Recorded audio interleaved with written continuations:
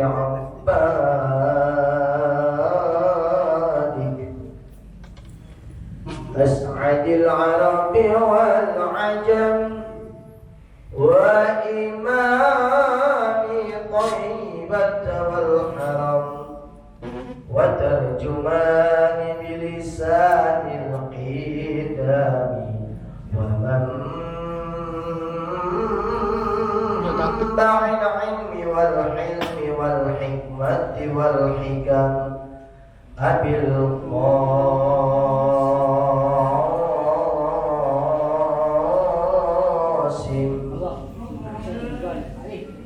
سيدنا وحبيبنا وشفيعنا ومولانا محمد زده شرفين يا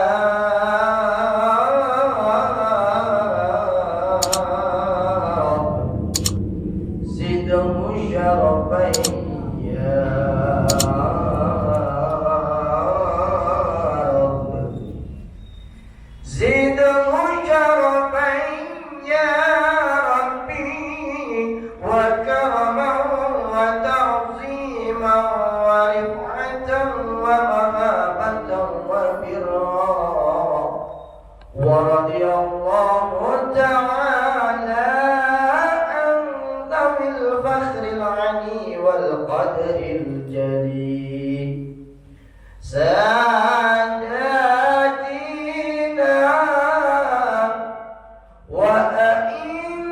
وأئمتنا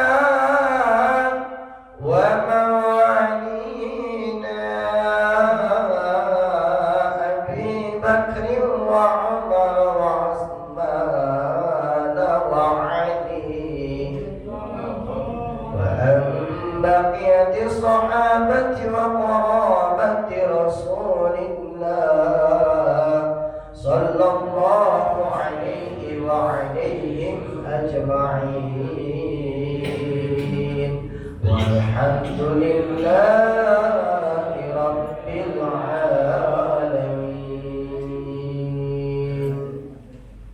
Al-Fatihah ila hadrati Sayyidina Muhammadin sallallahu alaihi wasallam thumma ila arwah masyayikhina fiddin wa masyayikh asyakhina wa abaina wa ajdadina wa ummahatina wa jaddatina wa azwajina wa zawjatina wa ikhwanina wa li mu'allif hadzal kitabil mubarak wa liman ammara hadzal masjidal mubarak anna Allaha yaghfiru lahum wa yarhamuhum wa yu'li darajatihim fil jannah wa ila hadratin nabiyyi Muhammadin sallallahu alaihi wasallam. Al-Fatihah.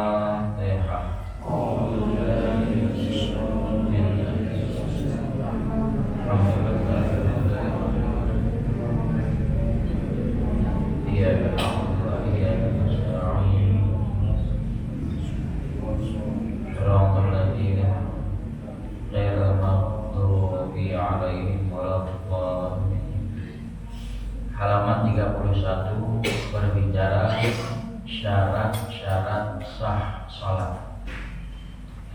Bismillahirrahmanirrahim. Alhamdulillahirabbil alamin. Wassalatu wassalamu ala asyrafil mursalin sayyidina Muhammadin wa ala alihi wa sahbihi ajma'in, amma ba'd. Fa inna asdaqal hadithi kitabullahi ta'ala wa khairal hadyi hadyu Muhammadin sallallahu alaihi wasallam wa syarral umuri muhdatsatuha wa kullu muhdatsatin bid'ah wa kulla bid'atin dhalalah wa kulla dhalalatin finnar. Wa bisanadil muttasili ilal imamil muhandifi rahimahullahu ta'ala wa adaman naf'a bihi wa bi barakati ulumihi wa bikum fid daraini amin. Radhiyallahu ankum qala radhiyallahu ankum. Bismillahirrahmanirrahim.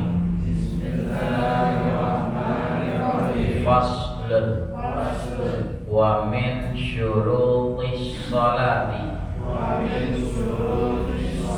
at-taharatu 'anil najasati fil badani was-thawbi wal makani wal mahmuli lahu fa in laqahu najisun aw laqa thiyabahu aw mahmulahu batalat salatuhu illa ayyul qiyahu halan aw yakuna ma'fuwan anhu kadami yurhihi wa yajibu izalatu najisin lam yu'fa anhu bi izalatil aini min ta'min wa launin wa rihin bil ma'il mutahhiri wal hukmiyatu bijaril ma'i alaiha wal kalbiyatu bi ghasliha sab'an ihdahunna mamsujatun bit turabit tahuri wal muzilatu lil aini wa in ta'addadat wahidatun wa yushtaratu wurudul ma'i in kana qalilan wa min syurutis salati istiqbalul qiblati wa dukhulul waqti wal islamu wat tamyizu wal ilmu bi fardiyatiha wa alla ya'taqida fardhan min furudiha sunnatan wasatru bima yasturu bihi launal basharati li jami'i badanil hurrati illal wajha wal kaffaini wasatru ma bainas surrati war rukbati lid zakari wal amati min kullil jawanibi lal asfali wallahu a'lam. Kita sekarang berbicara tentang syarat-syarat sah sholat. Berarti kalau tidak terpenuhi, dengan demikian sholatnya tidak sah. Tadi yang pertama di sini disinggung syarat sah sholat suci dari najis, badannya, pakaiannya, tempat sholatnya suci dari najis.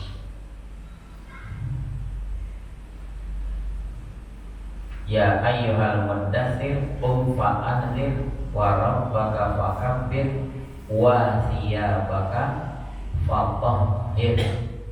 Sucikan pakaian. Ini kalau mau sholat biar bersih baju.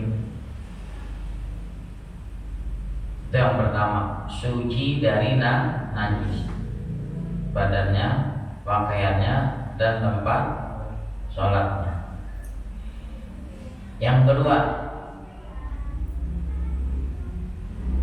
suci dari dua hadas. Kemarin sudah disinggung kan, apa saja yang mewajibkan mandi daripada hadas.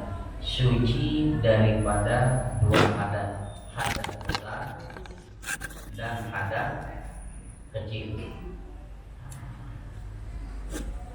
Ada dua. Ingat ini apa? Pertama, suci dari dua hadas. Kedua, suci dari najis, baik badannya, pakaiannya maupun. Yang ketiga, menghadap kiblat. Wajib menghadap kiblat. Kalau sholat nggak menghadap kiblat nggak sah, kecuali kondisi-kondisi tertentu yang akan kita bahas nanti. Yang ketiga, masuk waktu. Gendari sah nggak sholat maghrib? Kenapa? Belum waktu. Enggak, dirapel aja deh, biar ntar malam bisa ngasuh gitu. Ya sekalian aja dari subuh, asar, maghrib, isya, udah ngorok gitu. Emang semua maunya dia bikin aturan? Enggak. Sholat fardu itu masing-masing ada waktunya. Berarti udah berapa tuh? Suci dari dua hadas, suci dari najis, menghadap kiblat, masuk waktu. Udah 4 kan? Yang kelima, Islam. Emang ada orang luar Islam sholat? Mungkin saja. Kebanyakan bergaul dia ikut-ikut sholat, tetap aja nggak sah, belum Islam. Maksa kagak gitu, nggak sah. Yang ke wat tamyiz, kisaran usia 6 atau 7 tahun. Kalau belum tamyiz, ciri tamyiz ini anak sudah relatif mandiri, makan gak disuapin lagi, cebok bisa sendiri, bisa pakai baju sendiri. Itu udah masuk usia tamyiz. Kisaran usia 6 atau 7 tahun, itu udah tamyiz. Coba bapak punya cucu umur 2 tahun, 3 tahun, diajak sholat, belum ruku udah nungging sujud. Nah bocah sholat dia kagak sah. Kenapa? Belum ngerti. Tapi kalau usia 6 tahun, 7 tahun, walaupun belum balik, dikasih tahu dia udah ngerti. Yang ketujuh, mengetahui fardu sholat. dia mesti tahu rukun-rukun sholat. Bagaimana sholat mau sah? Nah, fardunya dia kagak tahu, dia mesti tahu. Kedelapan, jangan meyakini salah satu rukun sholat sebagai kesunatan. Fatihah rukun apa sunnah? Rukun. Fatihah mau baca boleh, nggak baca nggak apa-apa. Kalau dia meyakini Fatihah itu sunnah, sholatnya nggak sah. Bahwa Fatihah itu wajib, kenapa diyakini sunnah? Kesembilan, tutup aurat. Nanti akan dibahas aurat lelaki dan aurat perempuan di dalam sholat. Itu garis besarnya. Mari kita lihat. Wa min syurutis sholat, di antara syarat-syarat sholat. Kalau kemarin kan disinggung suci dari 2 hadas, ya. Sekarang di antara syarat-syarat sholat at-thaharatu anin najasati, suci dari najis. Fil badani, badannya bersih. Jangan sampai dia bangun tidur kena iler. Air liur itu najis. Kalau posisi tidur terlentang, tengkurap, intinya kalau cairannya keluar dari pencernaan, maka air liurnya najis. Sekarang kena di situ, dia mesti bersihin dulu, harus suci dari najis. Dan kalau kena baju, bajunya muntah najis, nggak bisa dipakai sholat. Jadi suci dari najis badannya, apalagi wasaubi, pakaiannya. Jangan sampai pakaiannya terkena najis. Kadang-kadang ya Allah, dia sholat juga tapi nggak perhatian sama najis. Kencing diangkat aja sarung, jadi dicor, cipratannya kena apa? Kena sarung. Muntah najis nggak? Bisa dipakai sholat? Nggak sah. Atau celana dalam lagi bisanya tuh boleh kencing diri lepas tangan, pegang HP begitu.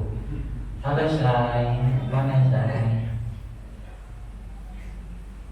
Makruh tuh kalau kencing ngobrol, buang air atau ngobrol. Mau ngapain? 16 sana belum. Jangan lupa ya. Insya Allah kalau kencing, insya Allah. Bilang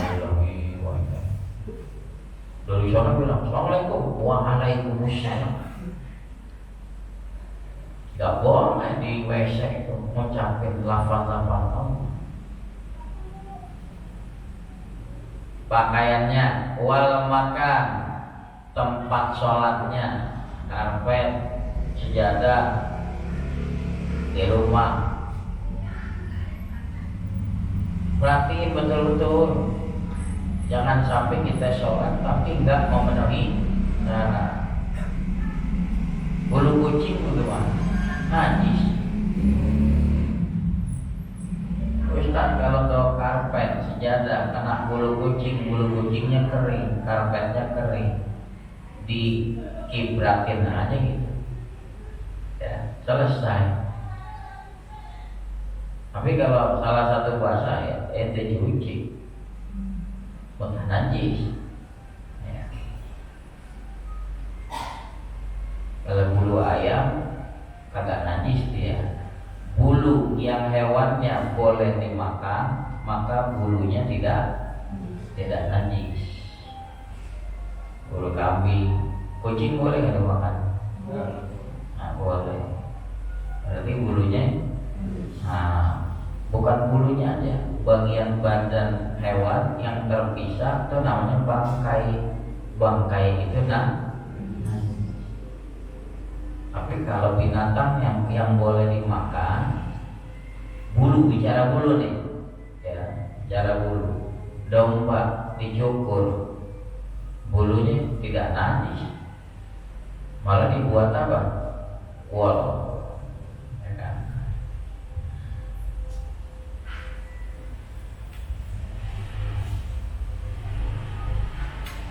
cangklong rokok terbuat dari gading gajah.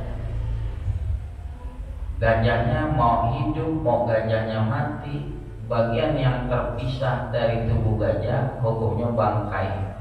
Bangkai itu najis. Sekarang gading gajahnya terpisah atau memang dipisahkan, diolah, dicuci, tetap zat gading gajahnya itu bangkai. Bangkai itu najis walaupun diolah berupa cangklong rokok.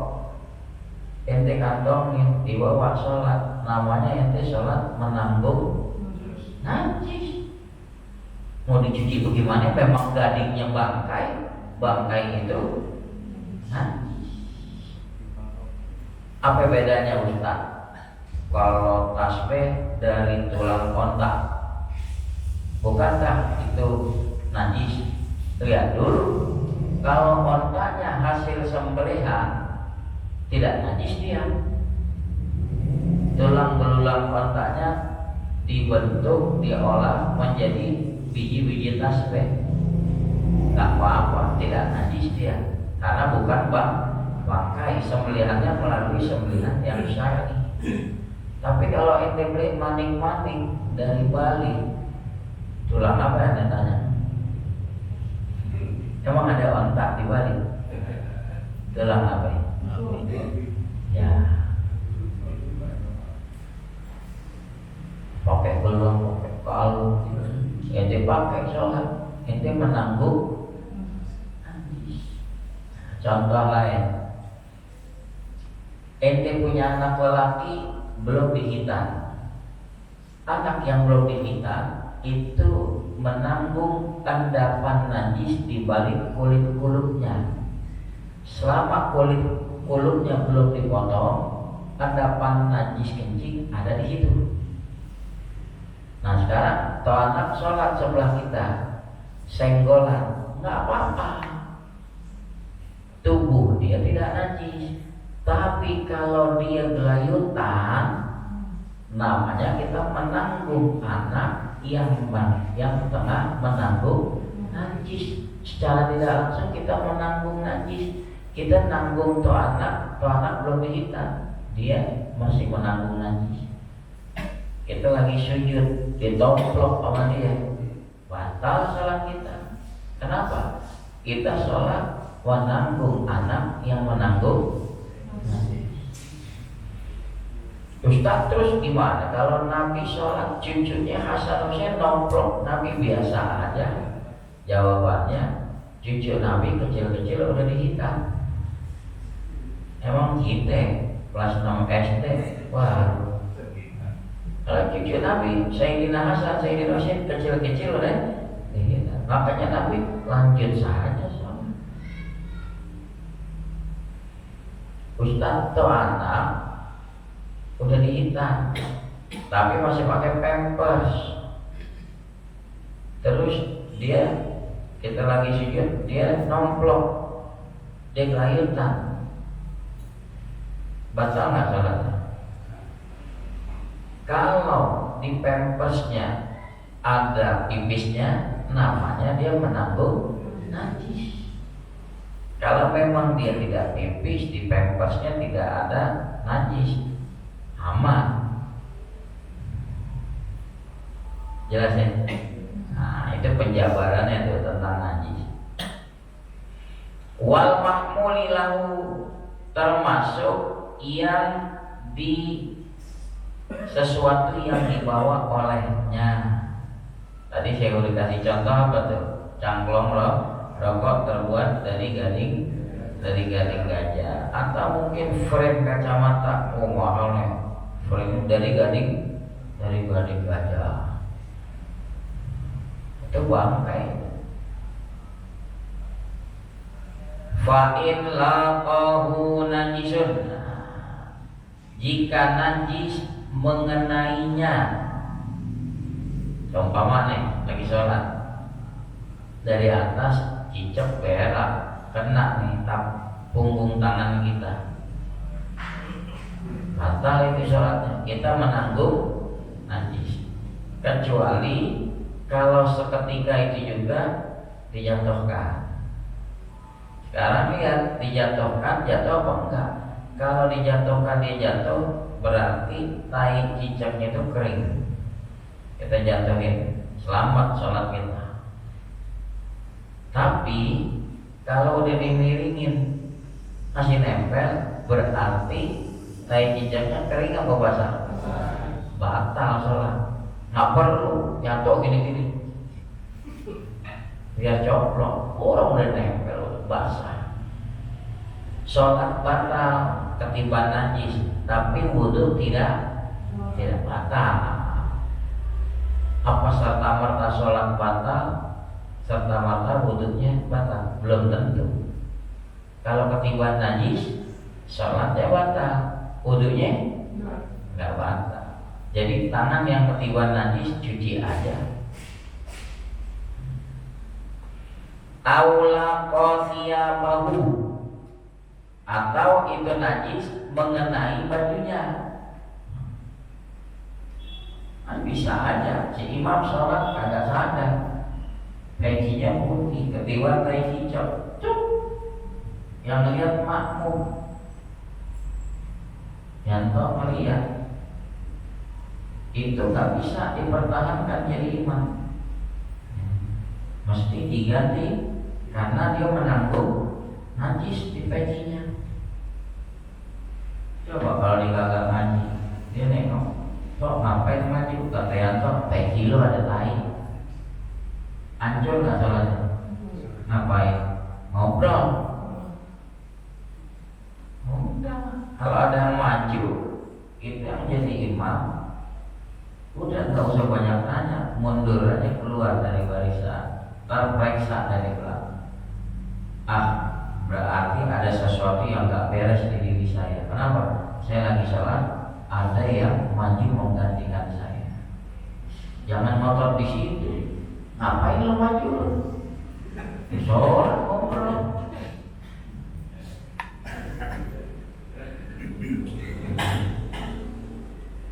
Au mahmulahu, atau mengenai sesuatu yang dibawanya.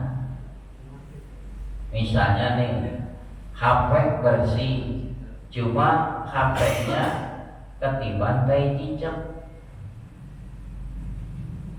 Dia kantongin, dia nggak sadar. Udah kelar sholat, dia ambil HP, ada tai cicak. Berarti tadi kita sholat dalam keadaan menanggung HP yang ada najis. Wajib pulang nggak? Wajib pulang.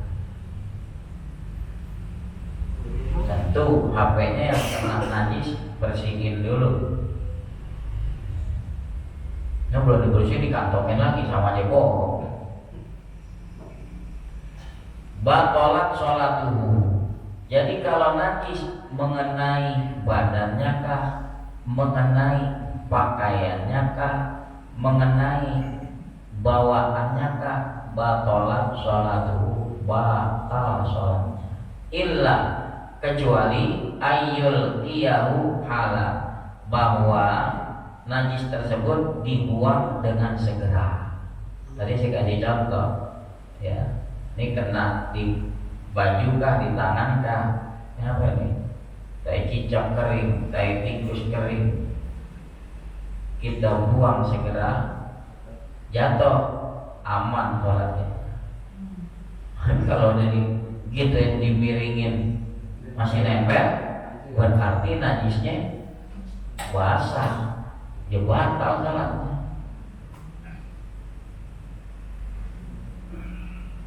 Au yakuna ma'fuwan anhu, atau kecuali dia jenis najis yang dimaaf. Contohnya kadami jurhihi, seperti darah luka. Kalau sedikit itu dimaaf. Darah kan najis. Seumpama yang habis mencet dirawat, itu kan kayak kawah gunung Bromo bolong. Kita udah bersihin, masih ada enggak sisa darah yang keluar? Masih ada, itu dimaaf.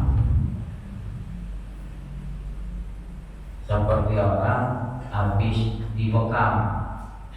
Udah kali bekam kan dibersihin tuh, dibersihin. Ada nggak titik 2 titik itu sisa darah muncul? Ada. Itu di mana? Kalau banyak ya patah najis. Tapi kalau sedikit najisnya masih di mana? Di mana? Ente pakai peci hitam, diberakin nyamuk. Kalau peci hitam diberakin nyamuk, tainya kelihatan tuh bintik-bintik putih. Kalau cuma setitik 2 titik masih di mana? Tapi kalau udah nampak kelihatan di mata, biar kata kecil, kalau banyak kelihatan nggak? Kelihatan. Jangan yang dipakai dulu tuh peci sama. Lihat kalau tai nyamuknya kering, cukup ente sikat. Mana sikat peci tuh? Masih. Nyamuk bang depannya berak di bahan yang warnanya gelap. Kalau bahan warnanya terang, jarang ada nyamuk merah begini. Coba deh kalau pecinya warnanya gelap, biru, hitam, dia depan nggak gitu?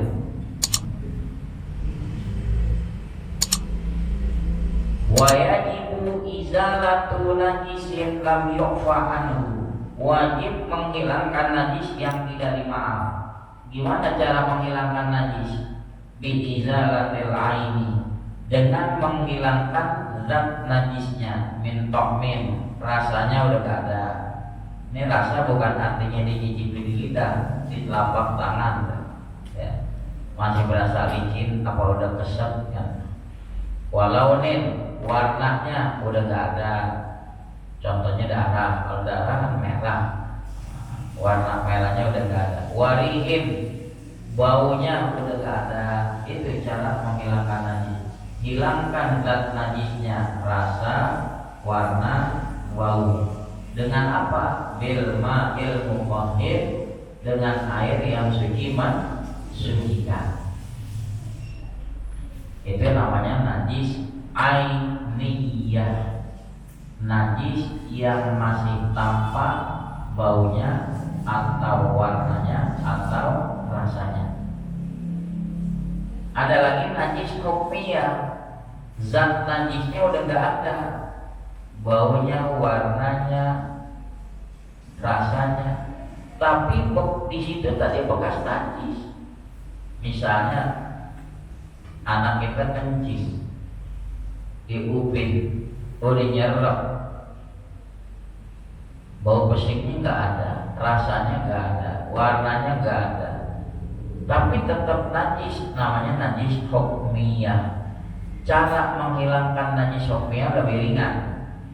Wal hukmiyatu bijarhil ma'i 'alaiha, cukup dengan mengguyur air di atasnya. Nah kalau upin bukan diguyur, dipel. Ente pel sekali juga selesai. Tapi kalau anak kita kencing diupin, air kencingnya masih kelihatan atau pesingnya masih ada, itu bukan najis hukmiyah, najis ainiyah. Ngepelnya nggak cukup sekali. Pertama kain pel bersih yang kering, ente petel pemindahan air kencing ke kain pel. Nanti di kamar mandi ente peras. Ini tangan kita udah kena najis nih. Jangan sembarangan ambil gayung yang ngambang di kolom. Nanti kolomnya ikut najis. Jadi kita beras, buka keran, ntar juga kepala kerannya guyurin lagi karena udah kena najis dari tangan kita. Bersih, jangan sampai cipratannya kena wajah kita. Ya. Bilas gitu, bilas. Ini hitungannya baru sekali. Sampai tadi 2 kali. Tadi kan baru pindahin air kencing ke kain pel. Jadi yang kedua baru bilasan pertama. Nanti balas lagi, baru bilasan berikut. Jadi kalau dihitung dari awal berapa kali? 3 kali. Sebenarnya tidak ada batasan harus 3 kali, 4 kali. Ukurannya baunya hilang, warnanya hilang, rasanya hilang. petugas cleaning service pada ngaji fikih nah.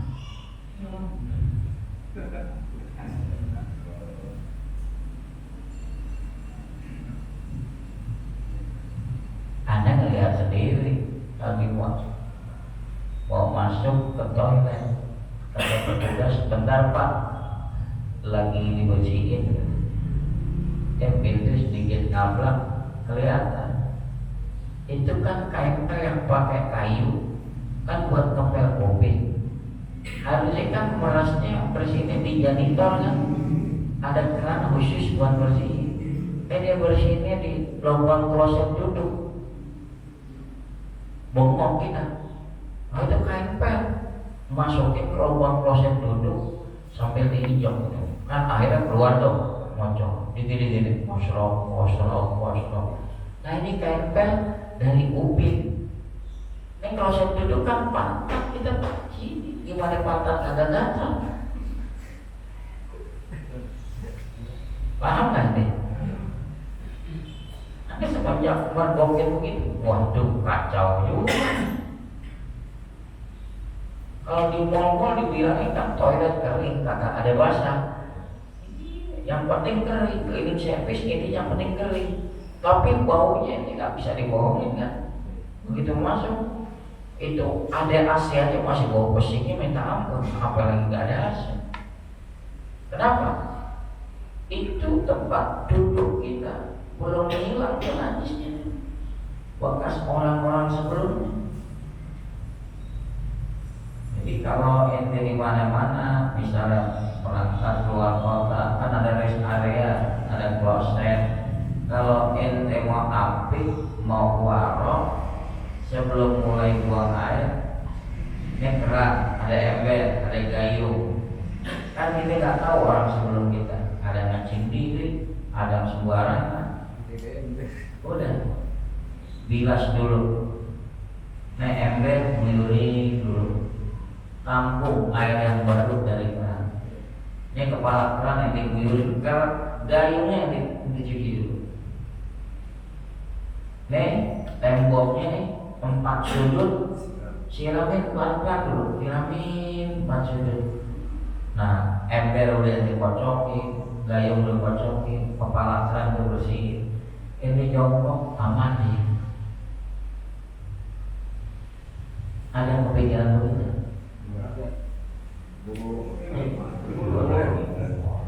Orang buka resleting apa? Kadang-kadang kolom di kamar mandi disengaja diginin, kolom isi air biasa. Kalau Al-Fakir pribadi, kalau toilet umum itu nggak stop, hati-hati. Tuh air kolomnya kita nggak sering karena ini umum. Dulu zaman SMA, pas pengumuman lulus, kita mergokin, temennya orang ngapain nih? Jadi kalau pengumuman lulus pengen siram-siraman kan, ngambil air dari bak kamar mandi. Itu sebelum diambil, dia buka resleting, dikencingin dulu. Nah kita melihat, semenjak itu saya nggak mau ngandel. Kalau di kloset umum air di kolomnya, saya nggak mau ngandel. Ya itu kalau mau bicara api, ikhtiar gitu, hati-hati. Kalau rumah tangga sendiri, memang kita tahu yang kuras kita, keluarga kita tahu. Kasihan jadi kadang-kadang, ya Allah, kencing, tetap sarung, kemana-mana. Ini kencing nih, kondisi diri. Udah kencing, belum cebokin, dicentil, twing. Itu muncrakan ke mana? Karena dalam kesarung. Yang begini di alam kubur digebukin juga, malaikat ada sholat kok digebukin, kencing lo kagak beres. Ya Allah.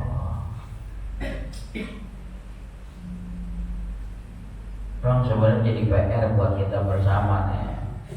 Kita kan tiap-tiap masih di bawah naungan DMI ya. Harusnya jadi bahan catatan. kalau DMI berkolaborasi sama MUI, BMI kecamatan, MUI kecamatan, atau DMI kelurahan, MUI kelurahan, itu coba pikirkan tentang apa?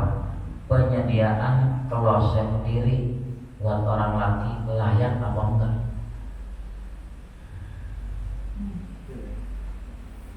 Itu jadi mesti dijadikan bahan evaluasi. Muslim Patani di Thailand, Muslim Patani itu Habib Ali bin Yahya cerita ke saya, itu padahal Muslim minoritas di sana. Mereka itu Habib Ali lihat di mana masjid nggak ada disediakan kloset diri buat laki-laki kan, semuanya kamar mandi.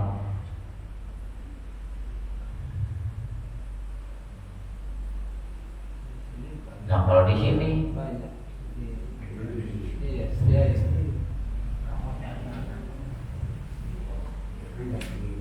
ya banyak faktor, keterbatasan tempat, tapi setidaknya mesti ada disiapin kloset yang nyongkok. Ini kaitannya sama sah tidaknya ibadah kita kena najis apa enggak. Emang nggak boleh Ustaz kencing diri? Imam Ghazali bilang kencing diri dibolehkan dalam kondisi orang yang memiliki penyakit sulit kencing kecuali dengan berdiri lebih mudah. Itu khusus. Kalau dalam kondisi sehat normal suruhnya jongkok. Guru-guru dulu ngajarin kan simpel. Rukun cebok pertama sedia batok, kedua jongkok, ketiga seblok, enggak bersih di gaplok. Nah, sederhana tapi benar. Yang gaplok siapa? Malaikat di alam kubur. Seblok tuh bahasa kasar, maksudnya apa? Sebelum kita cebokin kemaluan kita, siram dulu najisnya. Jadi andai kata kita cebok, atau najis di bawah ubin sudah apa? Mengalir. Nah kaitannya lagi bikin kamar mandi, mesti ubinnya ada miring, miringnya mengarah ke lubang got. Dan kadang nggak ngaji fikih, lubang got di sini, miringnya ke sini, jadi genang nggak ada. Nah, sekarang genangnya nyampur nggak sama najis? Nyampur. Ente cebok berapa kali juga nggak bakal bersih-bersih. Kenapa? Ada genangan di situ.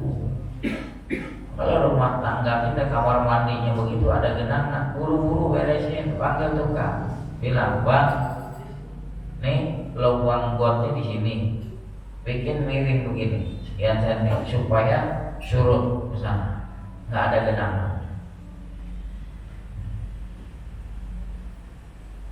Tukangnya kagak ngaji, yang manggil kagak ngaji, ya udah. Al-Fakir pribadi kalau ajak mampir begitu, tadinya tembelet kencing, hilang tuh tembeletnya. Lah bagaimana mau kencing? Genangnya kagak habis-habis. Harus jadi taikin dulu nih, yang menggenang ubinnya taikin, jadi turun begitu. Kan enak, begitu ngalir langsung sama najis. Ya,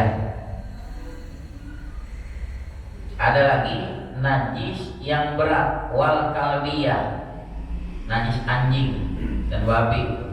Cara menghilangkannya bilos liha, dengan membasuhnya sabaan 7 kali. Guyur dengan air yang suci 7 kali. Ihdahunna, dari 7 itu salah satunya airnya mamzujatun, dicampur bituro bitohur, dengan tanah yang suci, dari tanah lempung yang bersih, bukan tanah bekas kerja bakti dari got, jangan, dari tanah lempung. Tuh kalau orang Islam biar ngerti. Ini ketahuan anjing najis, Pak Haji miara anaknya. Boleh nggak? Boleh. Boleh. Anaknya siapa? Anaknya Pak Haji. Anjing binatang najis, Pak Haji miara. Boleh nggak? Jatuh bingung. Domirnya kemana dulu gitu? Anaknya siapa yang dipelihara? Ya anaknya Pak Haji.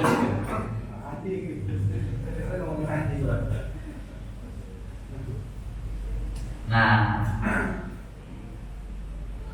ini kita melihat di akhir zaman ngaku Islam entah karena awam, entah karena gak ngaji, biasa tuh meluk-meluk anjing yang lucu, anjing hias, anjing pudel. Bukan masalah lucu, mau anjing jenis apapun najis. Ya Allah ya Rabbi, kalau udah najis mau lagi najis berat. Mana kalau ini dender anjing, ya Allah. Dia ada pengajian di daerah Jakarta Timur, dia ngomong apa adanya.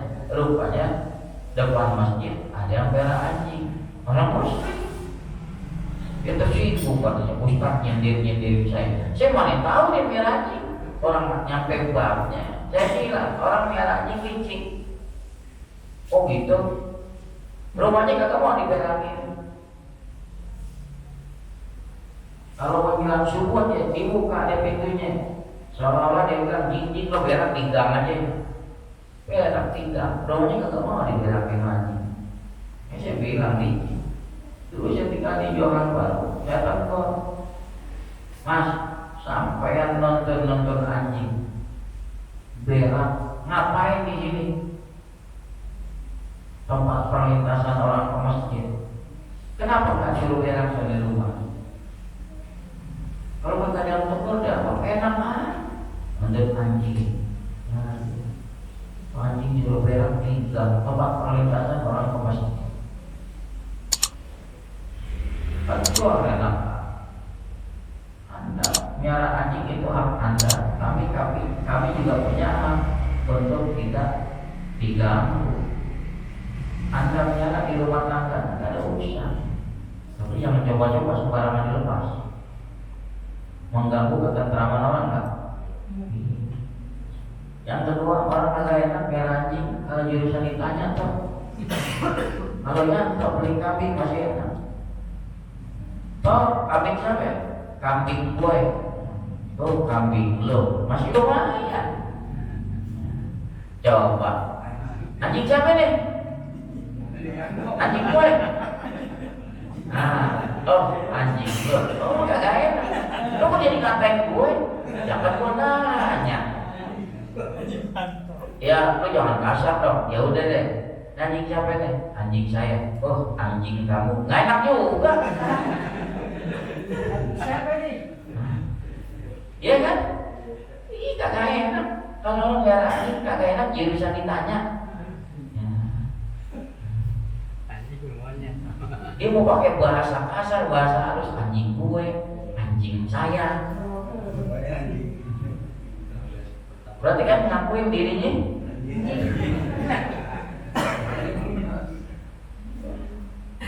Bahasa itu tempat lain ada termasuk nggak boleh begitu menghina. Bukan menghina, ada tanya jurusan ditanya, anjing siapa?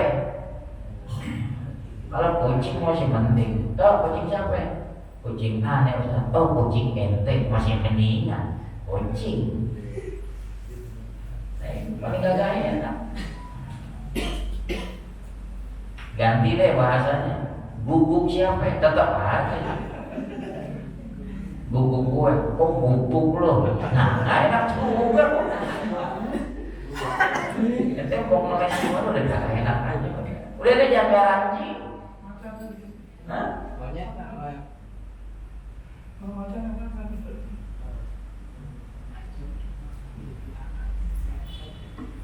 Ya. Wal muzilatu lil aini, siraman yang bisa menghilangkan zat najis mughalladhah wa in ta'addada Meskipun berkali-kali itu dibilang apa? Wahidatun, tetap satu. Jadi kalau kena tai anjing misalnya, tapak kaki ente mau guyur berapa kali juga sampai tai anjingnya kagak ada, belum dihitung berkali-kali, masih dihitung sah, berarti kurang 6. Nanti di antaranya airnya dicampur tanah. Entah guyuran pertamanya, guyuran tengah, guyuran terakhir, silahkan. Ribet bener, paling ribet. Gimana nih kalau anjing diajak tidur begitu? Ente gimana menyantrunya badan ente? Nyari tanah lempungnya susah. Semua aspal di rumah keramik. Nyari tanah lempungnya di mana? Itu tukang taman, tukang jual pohon. Faslun wallahu a'lam. Wa yushtaratu wurudul ma. Disyaratkan guyuran air in kana qalilan. Kalau memang airnya sedikit, guyur. Kalau airnya lebih dari 20, ente kopok gak ada masalah. Tapi kalau airnya misalnya seember, kan air sedikit tuh, gak ada 20. Guyur perlahan. Jangan sampai cipratannya masuk ke dalam ember. Wallah. Ada yang mau ditanya silakan. Kita belum bahas syarat sah salat itu.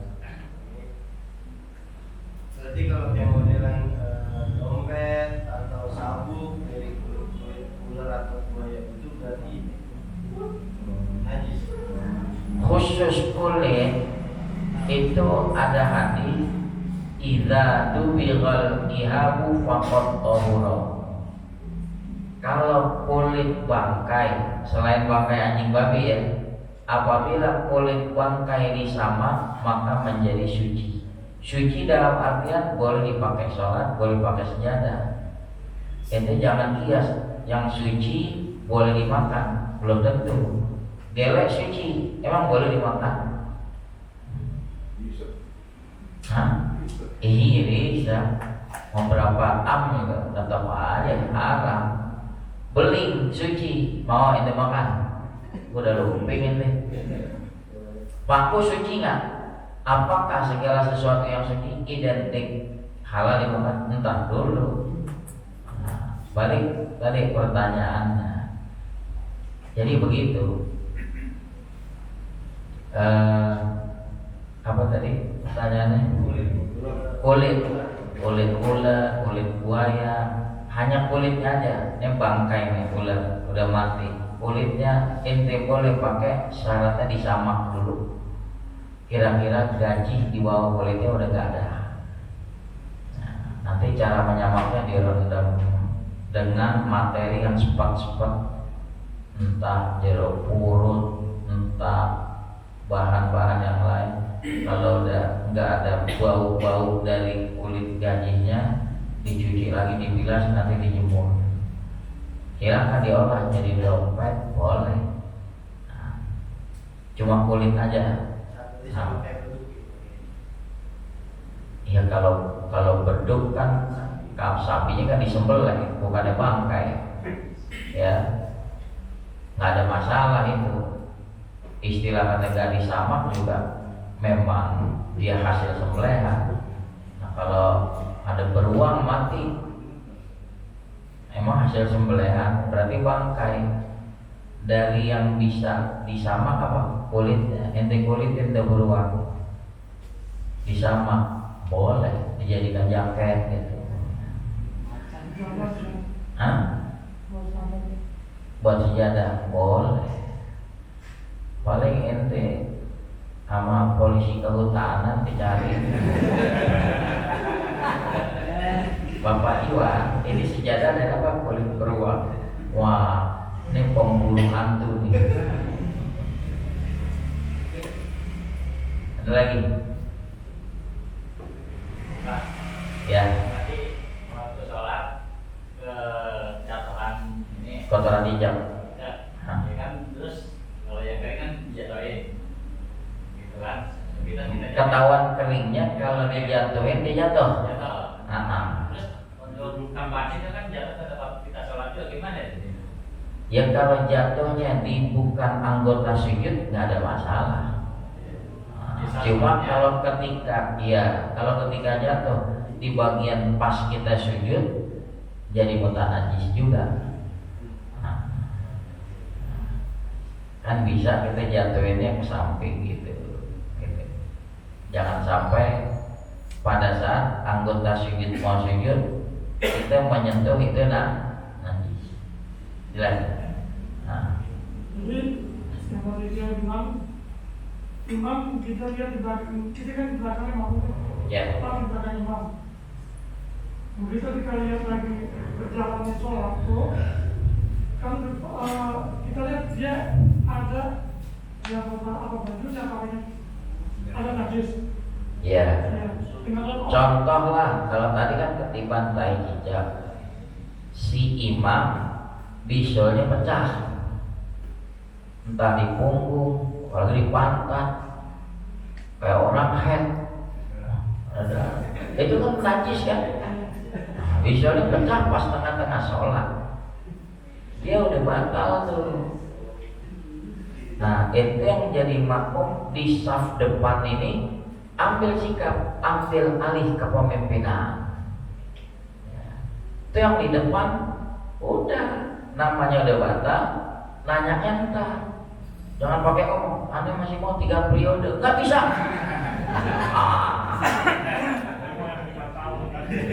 Kagak lagi cerita, misalnya pecah. Sensi banget ya Anto. Yang tak baperannya orang. wajib kita tahu tuh, itu wajib maju sampai. Iya, jangan dibiarkan. Kalau dibiarkan ente mengikut imam yang sudah menanggung najis, nggak sah. Kasihan tuh makmum yang di belakang.